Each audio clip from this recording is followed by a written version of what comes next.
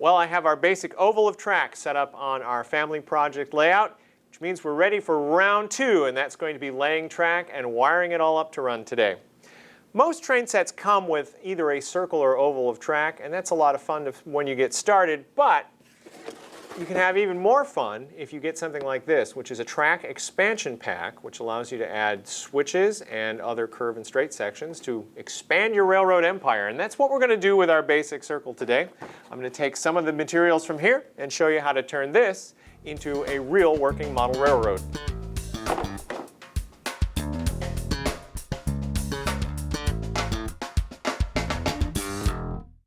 To our basic train set oval, we're going to add 5 more curve track sections, 2 right-hand turnouts, 1 left-hand turnout, and a track bumper. First, we're going to remove this straight, which is next to our re-railer section, which also happens to be the terminal section for our power supply. Simply slide the tracks out of their locks and set that straight aside. We'll use it again later. Take one of our right-hand turnouts, and we'll slip it in on this end first, lock it in place, and we'll connect it to our re-railer section. You want to make sure that the rails fit in the rail joiners perfectly, and so once you've got it in, run your finger over the top to make sure there are no rough edges. In this example, you can see that the rail is laying on top of the rail joiner, so you have a bump here which will cause trains to derail. To fix it, pull the track apart. Make sure the rail joiners go into the rail and slide it back together. And now it's perfect.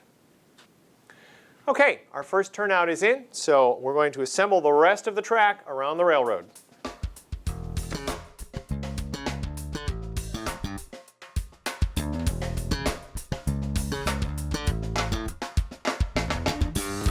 Okay, we've got all our track sections in, so our plan is complete. Now I've got a couple of straights left over, and if you want, you can actually just leave the track loose on top of your layout, and you can change your plan whenever you'd like.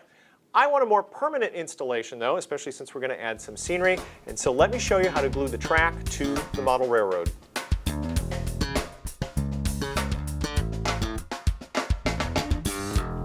If you flip some track sections over, you'll see that they're largely hollow underneath, which makes it difficult to glue things down. However, we've got this section here where the joints actually come together, and that makes a nice little surface for gluing. So what I'm going to do is walk around the railroad and mark on the grass mat all of the places that our joints are. So to mark the track joints, I'm just going to use a simple pencil. I come in on either side of the joint, mark one side and the other.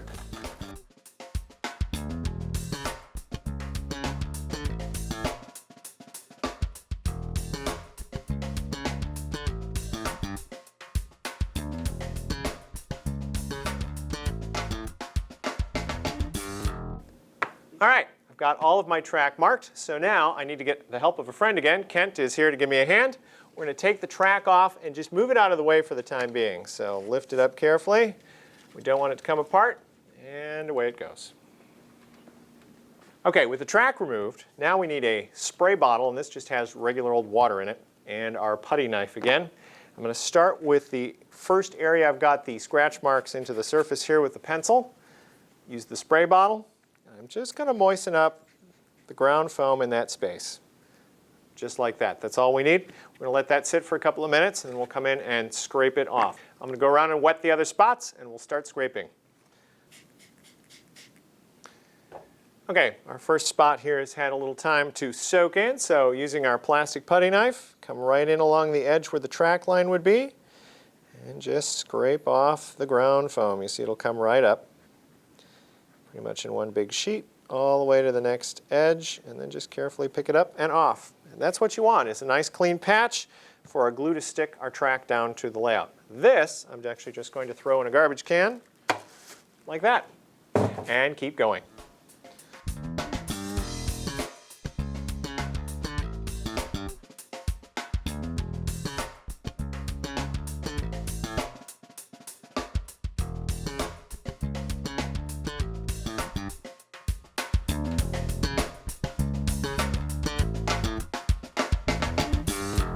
All right, with all of our gluing points ready, we're going to bring the track back in, lay it upside down this time so we can apply the caulk to the joints. Just like when we worked on building the layout base, we're going to use DAP Dynaflex again for caulk, this time to apply some to each of the joints on the track sections to glue them down to the bare spots we've scraped off our vinyl grass mat. So let's start with caulk. That's about all you need. It's just a bead to run across the top. Once you smash it all down into place on the mat itself, it will lock all of these pieces together nicely.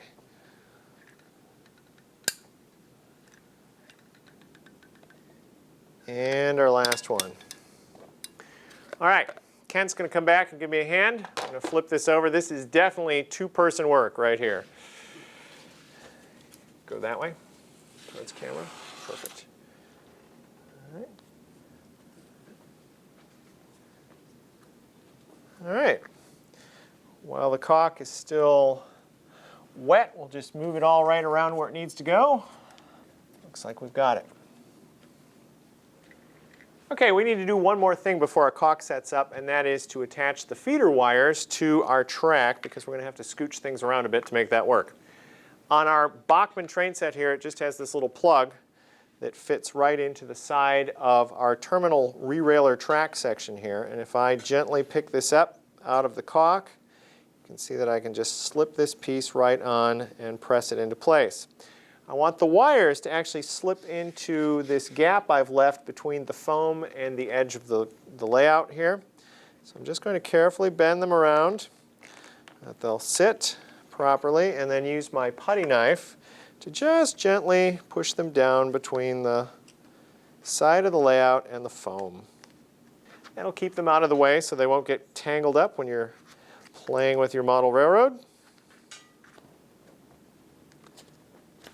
All right, those are in position so that when you take your train controller and set it on the end here, all you need to do is just loop it around and plug it into place.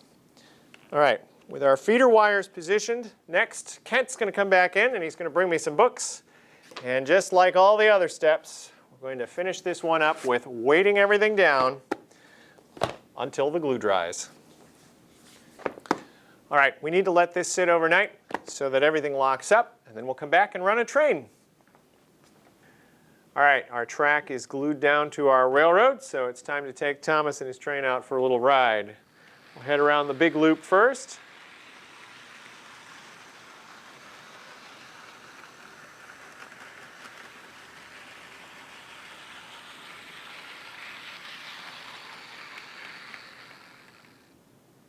Which works great. And then we'll take and drop off our coaches in the passing siding here. Okay. And we'll head back over to the spur and we'll pick up our freight cars. Like that. And away they go.